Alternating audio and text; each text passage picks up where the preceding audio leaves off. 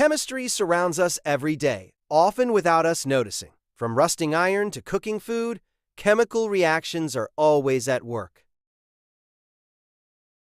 Rust forms when iron reacts with oxygen and water, slowly changing its color. This simple process shows how substances transform into something new. Mix baking soda with vinegar and watch bubbles and gas erupt instantly. This dramatic reaction is a clear example of chemistry in action. Cooking is another form of chemistry where heat alters molecules to create new flavors. Every meal is a delicious experiment happening right in your kitchen.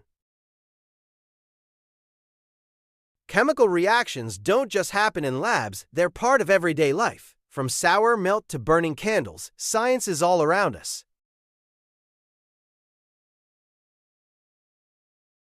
Understanding chemistry reveals the magic behind daily moments. Science is everywhere, and chemistry is its secret power.